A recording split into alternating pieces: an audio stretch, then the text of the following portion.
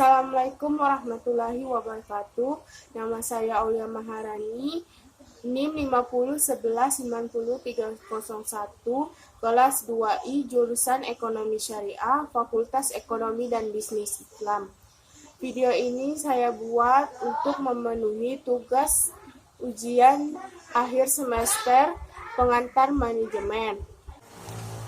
Pertanyaan pertama, dalam ilmu manajemen terdapat 4 tahapan dasar planning atau perencanaan. Jelaskan. 1. Menetapkan target atau tujuan. Perencanaan dimulai dengan keputusan-keputusan tentang keinginan atau kebutuhan organisasi atau kelompok kerja tanpa rumusan target atau tujuan yang jelas. Organisasi akan menggunakan sumber daya secara tidak aktif.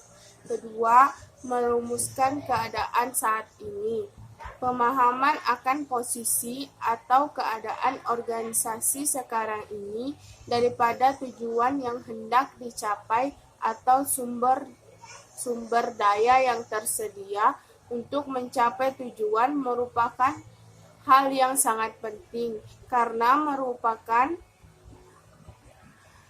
tujuan atau rencana menyangkut waktu yang akan datang hanya setelah keadaan organisasi saat ini dianalisa. Rencana dapat dirumuskan untuk menggambarkan rencana kegiatan lebih lanjut. Tahap ini memerlukan informasi terutama keuangan dan data statistik yang dapat melalui komunikasi dalam organisasi. Ketiga, mengidentifikasi segala kemudahan dan hambatan, segala kekuatan dan kelemahan serta kemudahan dan hambatan perlu diidentifikasi untuk mengukur kemampuan organisasi dalam mencapai tujuan. Oleh karena itu, perlu diketahui faktor-faktor lingkungan intern dan ekstern yang dapat membantu organisasi mencapai tujuannya yang mungkin menimbulkan masalah. Walaupun sulit dilakukan, antisipasi keadaan, masalah dan kesempatan serta ancaman yang mungkin terjadi di waktu mendatang adalah bagian esensi dari proses perencanaan. Keempat, mengembangkan rencana atau serangkaian kegiatan untuk mencapai tujuan.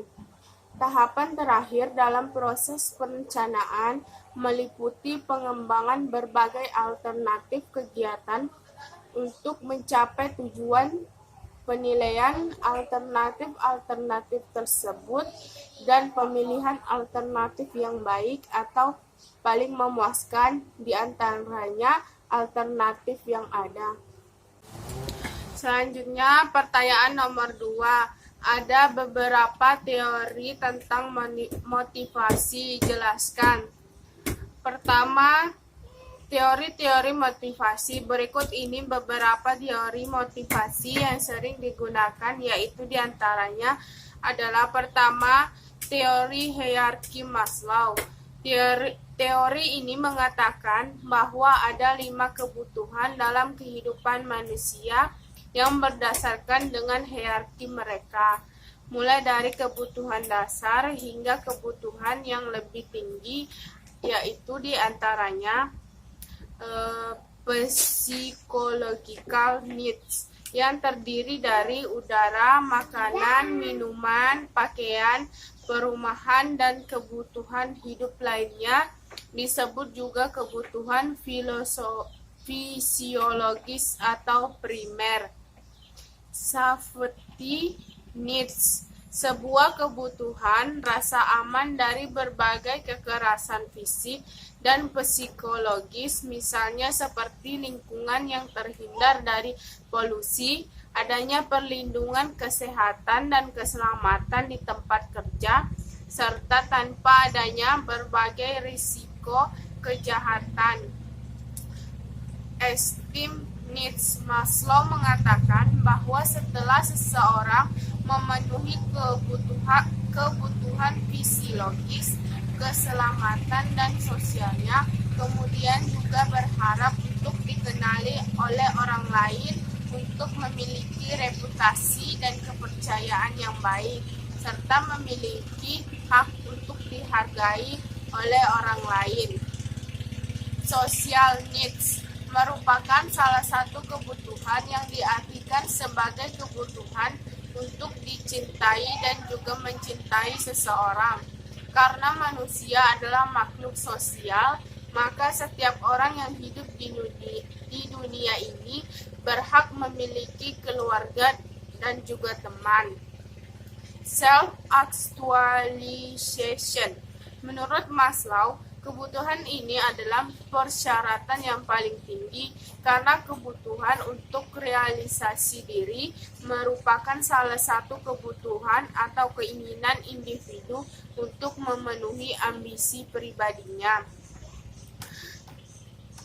Kedua, teori motivasi M.G. Cleland.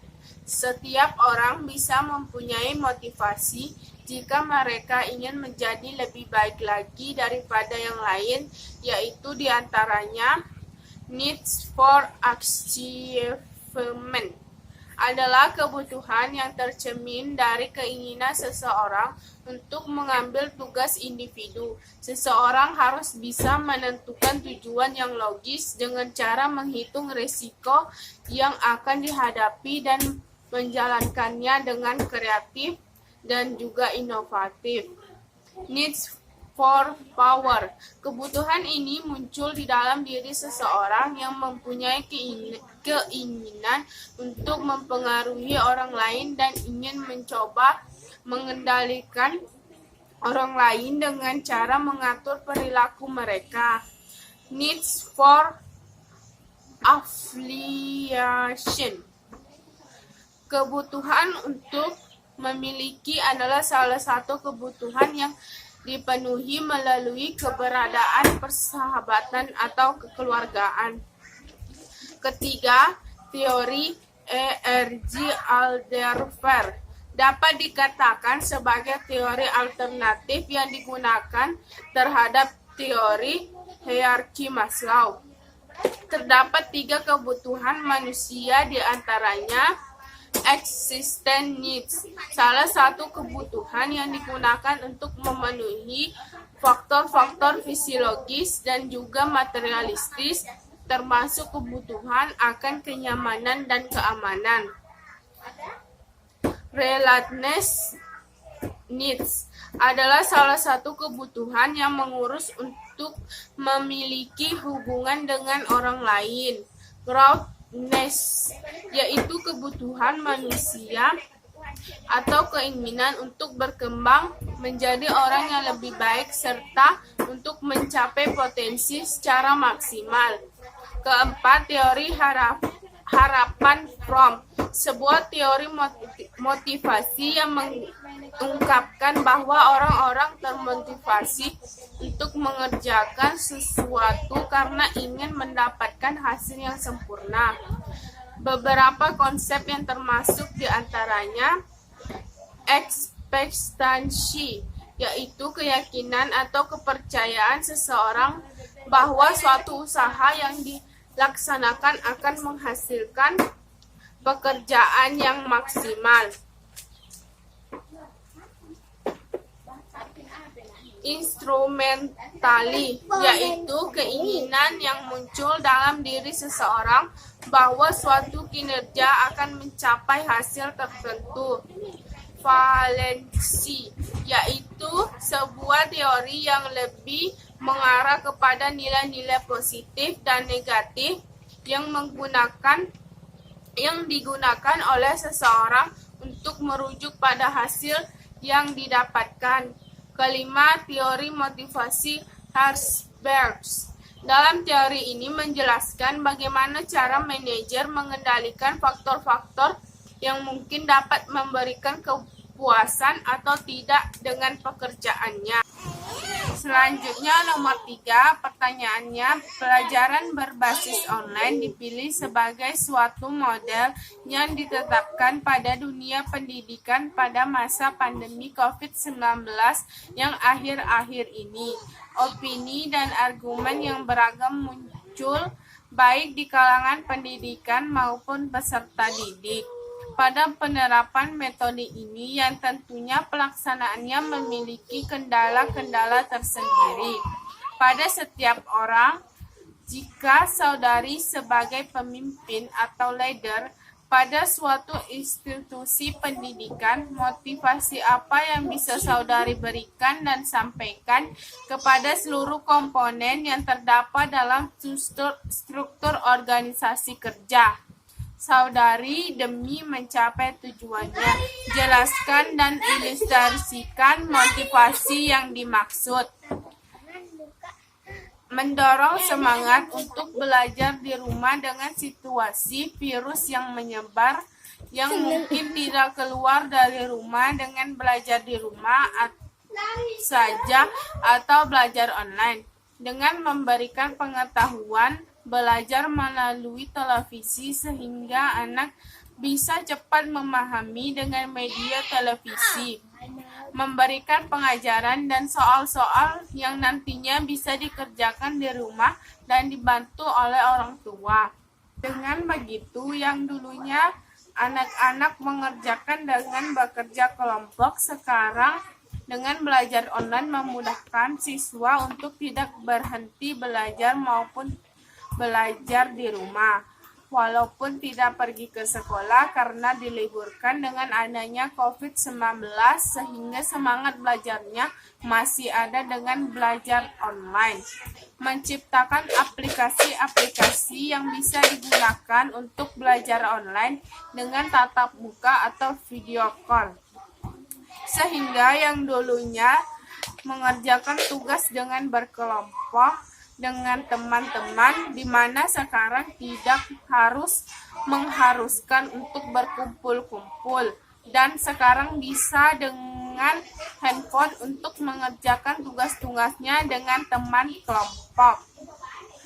Memberikan fasilitas internet yang baik atau kuota internet dengan gratis, karena dengan belajar online memerlukan kuota internet yang tidak sedikit, sehingga siswa tidak terbebani dengan kuota internet yang kritis, dan siswa juga bisa searching informasi-informasi di internet sehingga menambah pengetahuan yang luas. Sekian dan terima kasih. Wassalamualaikum warahmatullahi wabarakatuh.